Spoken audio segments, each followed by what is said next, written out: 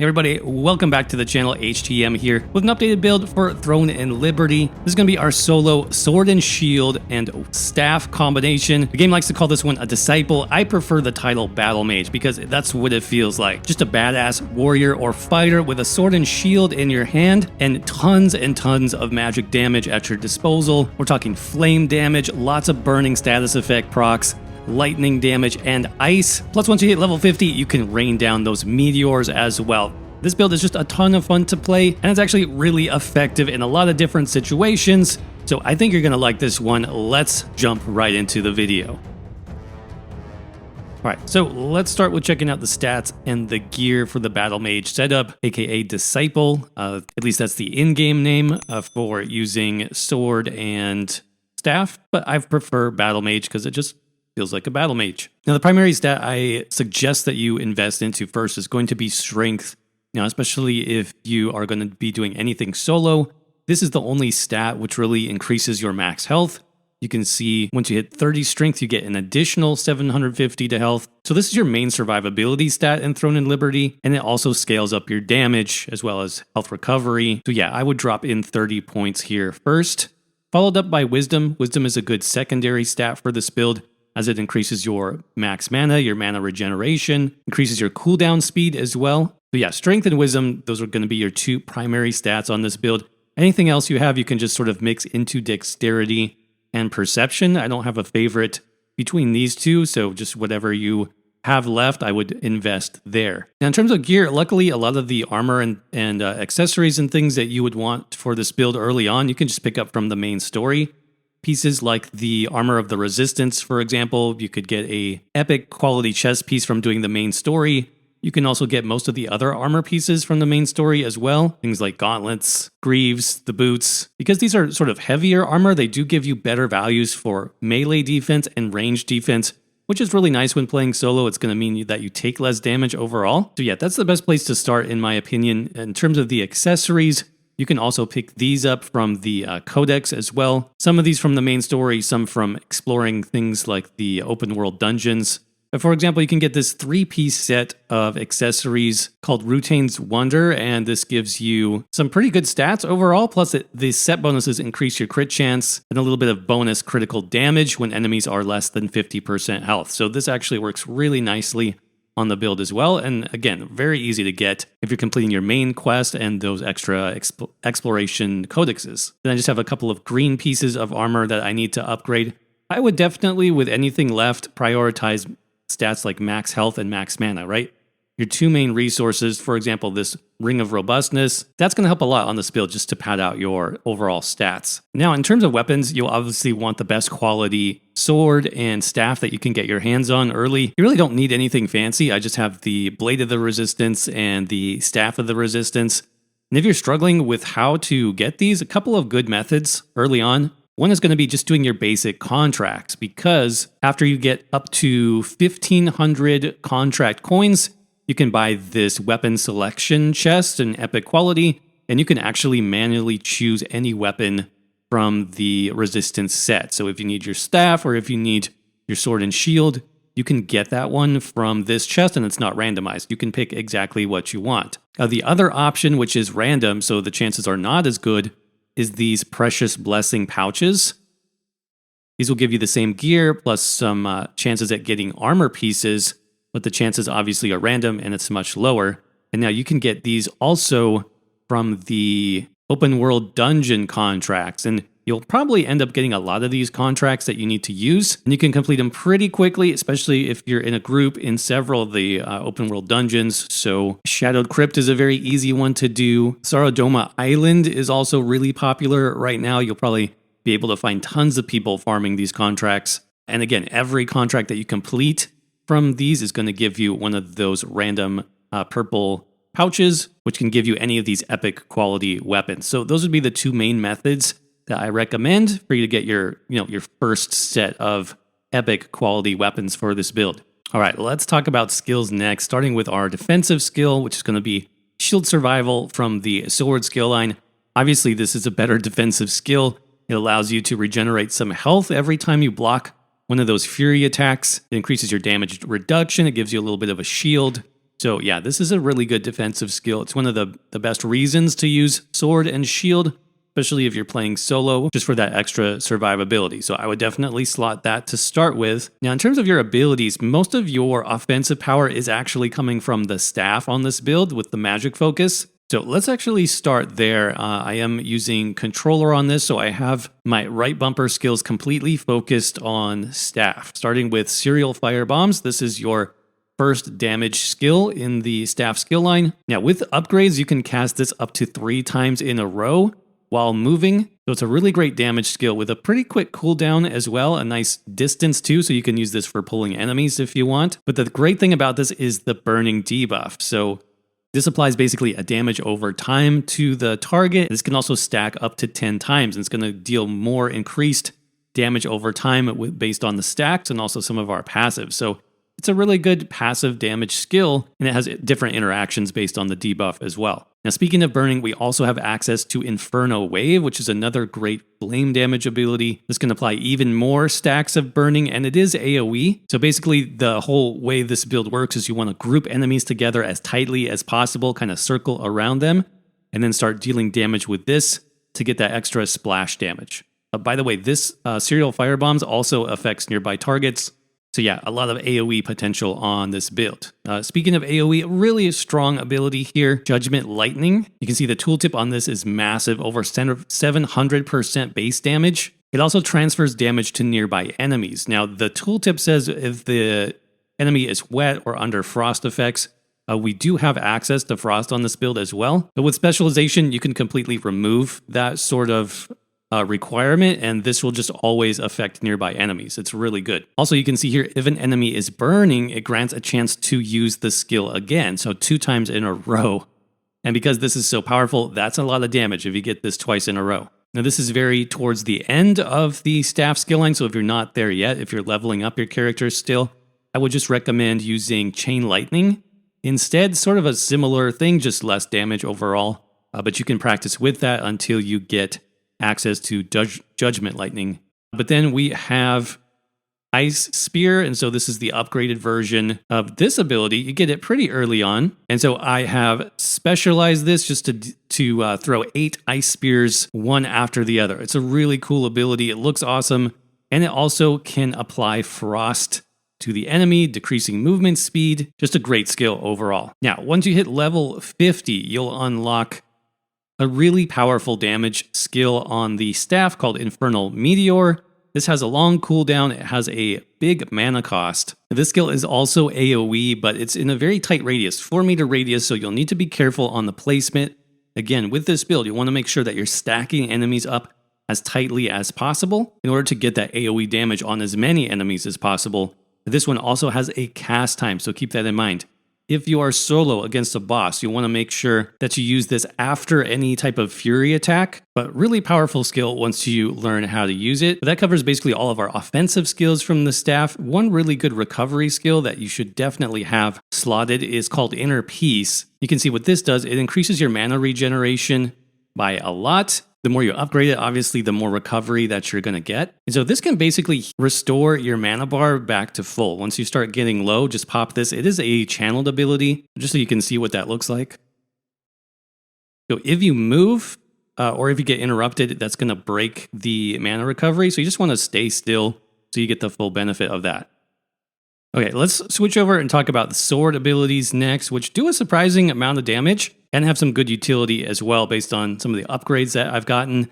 Now, just a basic skill here, a gap closer, strategic rush. This is really good for running up to casters or stationary enemies. It also pushes targets. So if you're in more of a close quarters situation, like let's say some of the open world dungeons, you can rush an enemy against a wall, and that's going to inflict a stun on them for 2 seconds, which is really good. Our main damage skill here is Piercing Strike, so this has been specialized into basically a pure damage ability with a frontal cone, a 60-degree cone. It decreases their hit chance, and it has a very quick cooldown, so this is a great damage ability once you have it upgraded. Speaking of which, we have another AoE damage ability, Annihilating Slash. This does a little bit less damage, but you can cast it multiple times once you've upgraded it and specialized, and it does more damage against targets that are weakened. So you can combine this with some of your spells that have that weaken debuff. Our last damage ability comes at level 50. Annihilation Blade is also really powerful. You can see the tooltip on this one, over 700% base damage. And the really cool thing about this is it increases your other sword skill damage by 20%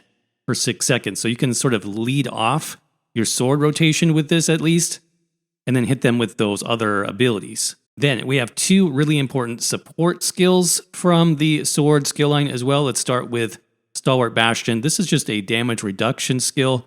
You can use this for group content if you want. You can also specialize it so it only reduces your damage for even more. But this is great if you're surrounded by multiple enemies, just to increase your damage reduction a bit. And then we have the skill Immortal Pride. This is also at level 50. This increases your max health and current health by 20%. So the fact that it increases your current health basically means it's a 20% heal. And this does have a pretty long cooldown, but the more health you have, obviously, the stronger that heal is going to be. And so this is essentially your main heal on this build when you aren't blocking fury attacks or you're not using your health potion. Now, in terms of passives, let's talk about those next. Passives are really powerful on this build, you guys. I've got about 4 from the sword, 4 from staff. So let's go through those next. Skillful Evasion is going to increase your magic and ranged evasion. So we do have really high evasion on this build, and a lot of that comes from this passive. Next, we have Resilient Mind. So when we do evade, we're going to restore some mana. Using our defensive skill, it's going to restore even more mana, 22% of the damage blocked.